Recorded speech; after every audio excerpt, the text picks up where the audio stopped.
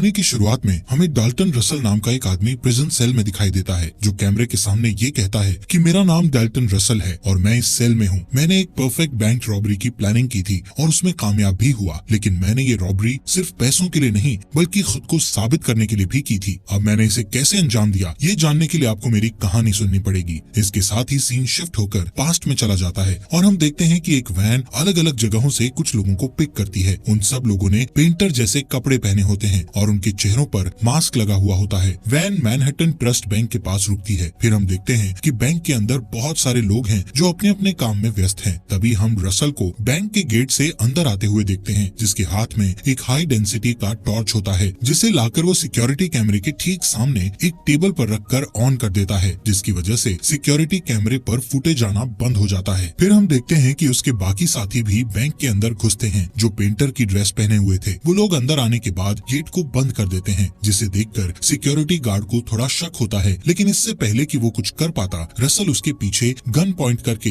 Smoke bomb छोड़ देता है, जिससे बैंक के अंदर धुआं फैल जाता है। फिर वो रॉबर्स सारे लोगों को गन पॉइंट के बल पर जमीन पर लेटने को कहते हैं। इतने में एक पुलिस वाले को बैंक के अंदर से धुआं निकलते देखकर शक होता है और वो अंदर की तरफ जाने की कोशिश करता है कि डाल्टन अंदर से गन निकाल कर कहता है कि उन्होंने अंदर सबको हॉस्टेज बनाया हुआ है। अगर पुलिस वाले अंदर आए तो वो लोग उन हॉस्टेजेस को मारना शुरू कर देंगे। फिर वो पुलिस वाला बैकअप के लिए NYPD हेडक्वार्टर फोन करके पुलिस टीम को बुला लेता है। वो लोग आने के बाद सारी सिचुएशन को देखते हुए उस पूरे एरिया को ब्लॉक कर देते हैं। इस बीच बैंक के ओनर आर्थर केस को खबर मिलती है कि उसके बैंक में डकैती पड़ गई है और ये सुनकर वो चिंता में पड़ जाता है। फिर वो एक high powered broker Madeline white को फोन करके बुलाता है और उसे इस केस को सॉल्व करने के लिए कहता है, क्योंकि उसी ब्रांच के एक लॉकर में उसकी कुछ बहुत इंपॉर्टेंट चीजें थी। मैडलिन उससे पूछती है कि उस लॉकर में ऐसा क्या है। इस पर वो कहता है कि उसमें उसके परिवार की कुछ विरासत की चीजें हैं जो वो चाहता है कि किसी के हाथ ना लगे। इस पर मैडलिन उससे कहती है कि उसका काम हो जाएगा। दूसरे सीन में हम देखते हैं कि फ्रेजर और मिचेल, जो कि हॉस्टेज नेगोशिएशन टीम के लिए काम करते थे, आपस में बात कर रहे होते हैं। फ्रेजर एक स्मार्ट और एक्सपीरियंस कॉप था, लेकिन उस पर एक पुराने मामले को लेकर एक इंक्वायरी चल रही थी, इसीलिए वो इस केस में ज्यादा कुछ नहीं कर सकता था, पर वो उनके साथ चलने के लिए तैयार हो जाता है। फिर फ्रेजर मिचेल के साथ वैन में कैप्टन डेरियस से बात करता है, जो इस केस का इंचार्ज था। वो उन्हें बताता है कि हमें अभी तक ये नहीं पता कि बैंक में कितने लोगों को हॉस्टेज बनाया गया है और कितने लोग सस्पेक्ट हैं। फ्रेजर डेरियस से कहता है कि अगर उसे इस केस की सारी डिटेल्स दे दी जाएं, तो वो सब कुछ कंट्रोल कर सकता है। फिर वो लोग डिनर करने चले जाते हैं। इस बीच रॉबर्स उन हॉस्टेजेस को नीचे सेफ रूम की तरफ लेकर जाते हैं, जहां बैंक एम्प्लॉइज और बाकी हॉस्टेजेस को अलग अलग लाइन में खड़ा कर देते हैं। डाल्टन सभी हॉस्टेजेस से कहता है कि वो अपने हैंडबैग, मोबाइल फोन्स और कीज अपने हाथों में निकाल कर रखें, जिससे वो लोग उन्हें कलेक्ट करके एक बैग में डाल सकें। एक बैंक एम्प्लॉय अपना फोन नहीं देता और उन लोगों से कहता है कि वो अपना फोन घर पर भूल आया है। डाल्टन को उस पर विश्वास नहीं होता और वो सख्ती करके पूछता है, फिर भी वो यही कहता है। तो वो दूसरे एम्प्लॉयज का फोन चेक करता है, जिसमें से एक एम्प्लॉय के फोन में उसका नंबर स्पीड डायल में मिल जाता है, जिस पर फोन करने पर उसका फोन उसके ऑफिस में ही मिलता है। ये देखने के बाद डाल्टन उसे ऑफिस के अंदर ले जाकर बहुत मारता है। ये देखकर दूसरे हॉस्टेजेस भी बहुत डर जाते हैं और अपनी बची हुई चीजें भी उन्हें सौंप देते हैं। एक बच्चा उसे अपना वीडियो गेम दे देता है, पर वो प्यार से उसे वापस कर देता है। इसके बाद डाल्टन सभी लोगों को एक साथ खड़ा करके फिर उन्हें जेंडर के हिसाब से अलग अलग खड़ा करते हैं और फिर उन्हें उनके अंडरगारमेंट्स को छोड़कर बाकी सारे कपड़े उतारने को कहते हैं। एक ओल्ड लेडी अपने कपड़े उतारने से मना कर देती है। इस पर रॉबर्स के ग्रुप से एक लड़की उस लेडी को लेकर एक अलग रूम में चली जाती है। इधर दूसरे रॉबर्स उन बाकी हॉस्टेजेस को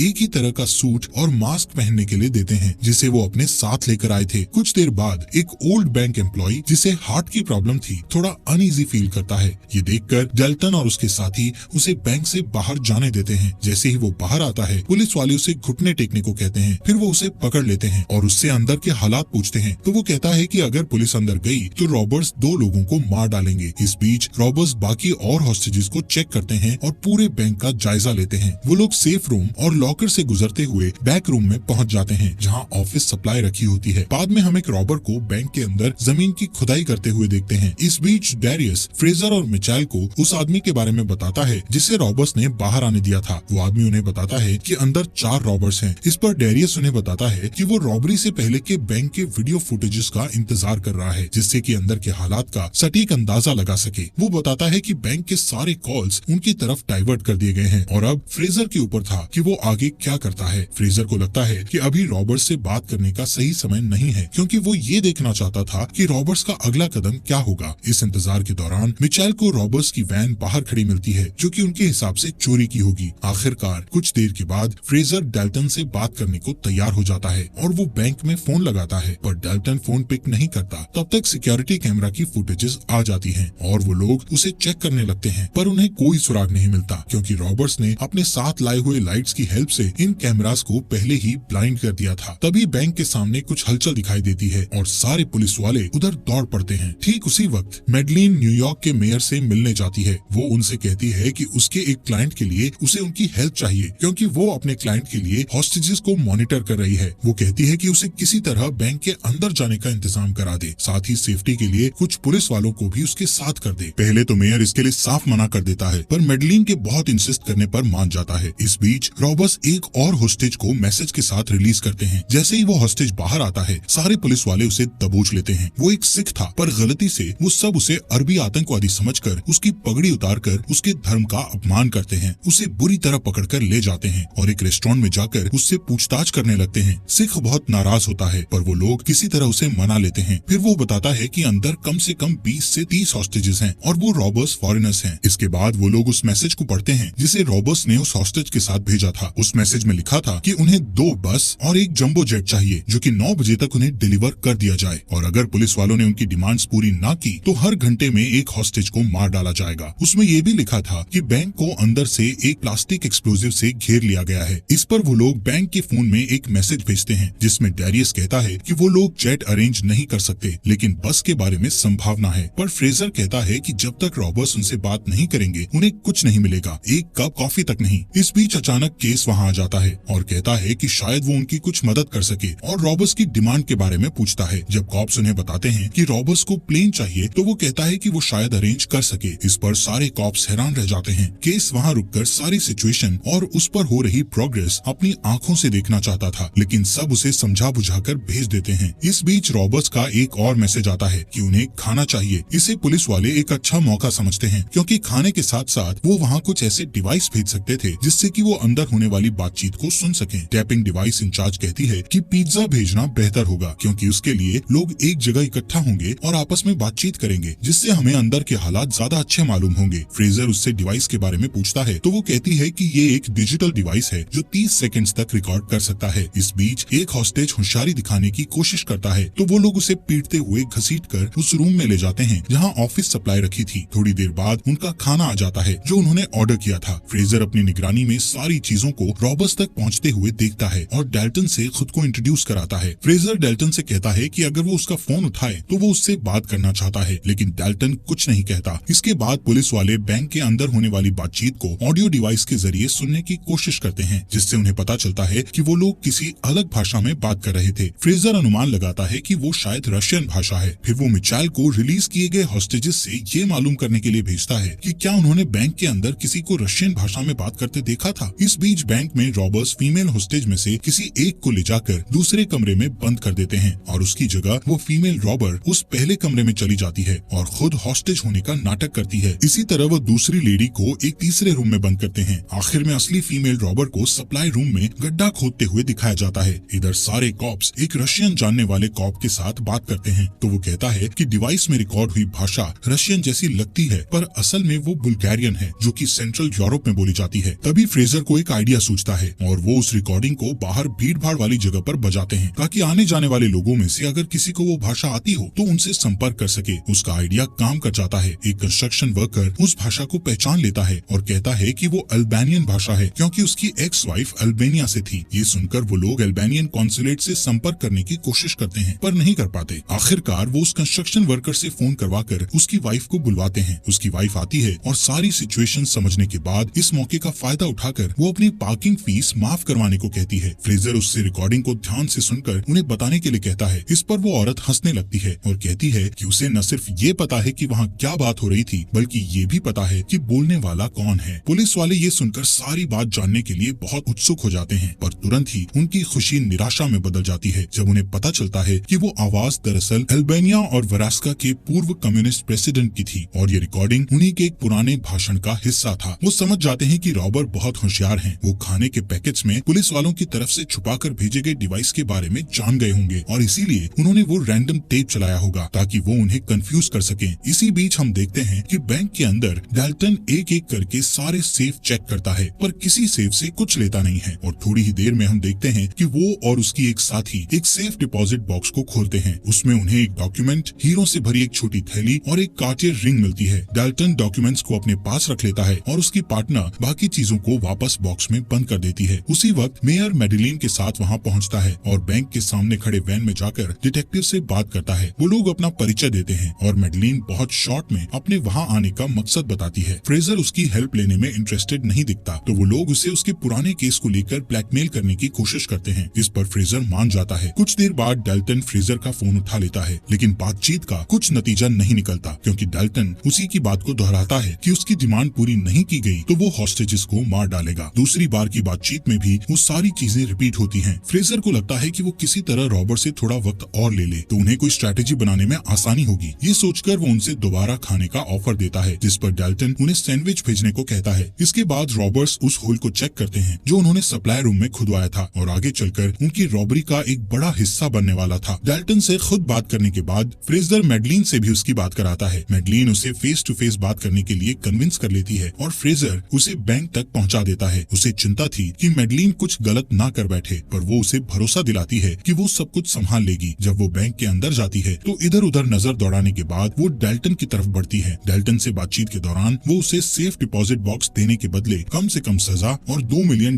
देने का ऑफर करती है। डाल्टन मेडेलिन से कहता है कि उसे पता है कि वो किसके लिए काम कर रही है और वो केस को भी जानता है। वो कहता है कि केस वर्ल्ड वॉर 2 में एक नाजी कोलैबोरेटर था जिस समय वो स्विट्जरलैंड में काम करता था। वो उसे कहती है कि वो सिर्फ देखना चाहती है कि उस डिपॉजिट बॉक्स में क्या है। इस पर डाल्टन उससे एक डील करता है कि वो इसे अपने पास रखेगा और अगर वो इस रॉबरी में पकड़ा गया है तो इसके बदले वो और उसके बॉस उसे बाहर निकालने में उसकी मदद करेंगे। जब मेडेलिन बैंक से बाहर आती है तो वो फ्रेजर से कहती है कि उसने रॉबर्ट्स को एक दूसरा ऑफर दिया है जिस पर वो लोग विचार कर रहे हैं। जब फ्रेजर उससे डाल्टन के बारे में पूछता है तो मेडेलिन उससे कहती है कि वो बहुत स्मार्ट है लेकिन कोई मर्डरर नहीं है। कुछ देर तक तीनों कॉप्स किसी निष्कर्ष पर पहुंचने के लिए आपस में डाल्टन के बारे में बात करते हैं। फ्रेजर को ये लगता है कि इस तरह बाहर बैठकर बातें करने से कोई हल नहीं निकलने वाला, इसलिए वो बैंक के अंदर जाने का फैसला करता है और डाल्टन को फोन लगाकर उससे कहता है कि अगर वो उसे बैंक के अंदर आकर हॉस्टेजेस को चेक करने दे तो वो लोग उसे जेट प्रोवाइड कर सकते हैं। इस पर डाल्टन मान जाता है। इसके बाद हम फ्रेजर को बैंक के अंदर जाता हुआ देखते हैं। वो लोग उसे हॉस्टेज रूम में ले जाते हैं जहाँ वो सारे हॉस्टेजेस को सही सलामत देखता है और सब पूछता है कि क्या किसी ने रॉबर्ट्स का चेहरा देखा है। इस पर सब ना कह देते हैं। फिर वो सबसे वादा करता है कि वो उन सबको वहाँ से सही सलामत छुड़ा लेगा। वापस जाने से पहले फ्रेजर डाल्टन से फेस टू फेस बात करता है। वो उसे बातों में उलझाकर उसके चेहरे से मास्क खींचने की कोशिश करता है, पर सही समय पर दूसरा रॉबर आकर उसे ऐसा करने से रोक देता है। फ्रेजर की इस हरकत से नाराज होकर डाल्टन फिर से बस की डिमांड करता है। फिर उसके बाद वो सप्लाई रूम में चला जाता है और अपने साथी से पूछता है कि उसे इस काम में और कितना समय लगेगा। इस पर उसका साथी जवाब देता है कि उसे अपना काम खत्म करने में 2 से 3 घंटे और लगेंगे। इधर फ्रेजर वापस वैन में आकर डैरियस से कहता है कि डाल्टन कोई खूनी नहीं है और हमें उसके अगले कदम के बारे में जानने के लिए कुछ देर और इंतजार करना चाहिए। इस बीच उनके पास डाल्टन का फोन आता है और वो उनसे कैमरास को खिड़की की तरफ करने के लिए कहता है। जब वो लोग कैमरा को खिड़की की तरफ करते हैं तो देखते हैं कि डाल्टन अपने हाथों में एक गन लेकर एक हॉस्टेज को शूट करके मार डालता है। इस घटना को फ्रेजर की नाकामी समझते हुए डैरियस मामले को पूरी तरह अपने हाथों में ले लेता है और वो टैक्टिकल टीम को जल्द से जल्द बैंक के अंदर भेजने की योजना बनाता है। लेकिन टैक्टिकल टीम को बैंक के अंदर भेजना एक बड़ी चुनौती थी। किसी भी जान को कोई नुकसान ना पहुंचे इसके लिए रबर बुलेट्स का इस्तेमाल ही एकमात्र सलूशन था। मिचेल का ख्याल था कि अगर कोई गड़बड़ हुई तो इसका जिम्मेदार भी फ्रेजर को ही ठहराया जाएगा, लेकिन वो कहता है कि उसकी मेडेलिन से डील हुई थी और वो एक अच्छा डिटेक्टिव साबित होगा। इससे पहले कि डैरियस टैक्टिकल टीम को बैंक में भेजता,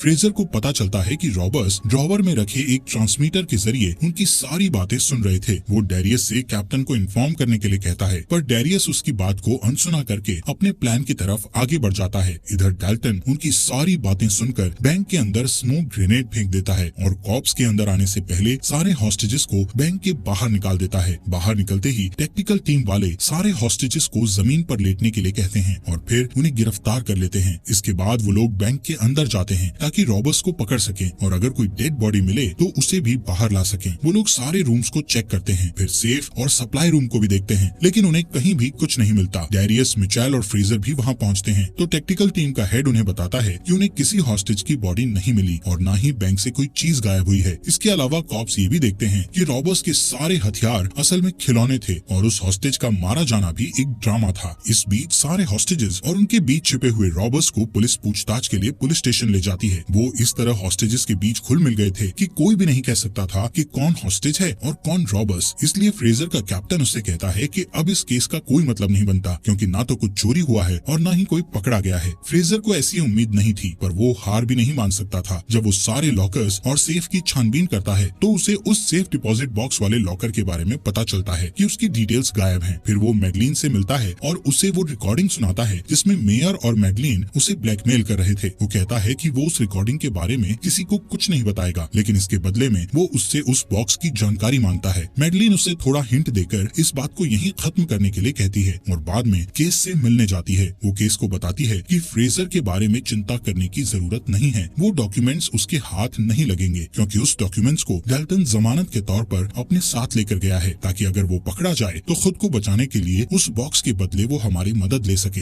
मैगलीन को पता था कि उस सेफ में डॉक्यूमेंट्स के अलावा डायमंड्स भी थे। केस उसे बताता है कि उस बॉक्स में एक कार्टियर रिंग भी थी, जो कि उसकी जूइश फ्रेंड का था, जिसे उसने नाजियों से ही बचाया था, क्योंकि नाजियों ने इसके लिए उसे बहुत बड़ी रकम दी थी। इसके बाद वो मैगलीन को उसकी फीस देकर रुखसत करता है। यहाँ सीन शिफ्ट होता है और हम डाल्टन को उसी प्रिजन सेल में देखते हैं, जहाँ से वो अपनी इस रॉबरी की पूरी कहानी सबको बता रहा होता है कि कैसे उसने एक कमरे में बैठकर इतनी बड़ी रॉबरी को अंजाम दिया। ये वही सेल था जो उसके साथियों ने सप्लाई रूम में गड्ढा खोदकर बनाया था और ट्रिक वॉल से छुपा दिया था। अब डाल्टन के पास डायमंड्स, रिंग और वो डॉक्यूमेंट्स थे। वो उस ट्रिक वॉल को तोड़कर वहाँ से निकलता है और आसानी के साथ बैंक के फ्रंट गेट से बाहर आ जाता है, जैसे कि वो एक नॉर्मल क्लाइंट हो। उसके सारे साथी बैंक के बाहर एक गाड़ी में उसका इंतजार कर रहे होते हैं। फ्रेजर और मिचेल जब बैंक के अंदर आ रहे होते हैं, तब बाहर जाते वक्त डाल्टन फ्रेजर से टकरा जाता है, पर वो उसे पहचान नहीं पाता। फ्रेजर कोर्ट के ऑर्डर से बैंक के अंदर जाकर जब उस डिपॉजिट बॉक्स को खोलता है तो उसमें उसे च्युइंग गम, कांचे रिंग और एक नोट मिलता है जिस पर फॉलो द रिंग लिखा होता है। फ्रेजर उस बॉक्स के बारे में बात करने के लिए केस के पास जाता है, क्योंकि उसको शक था कि इस सीक्रेट के पीछे कोई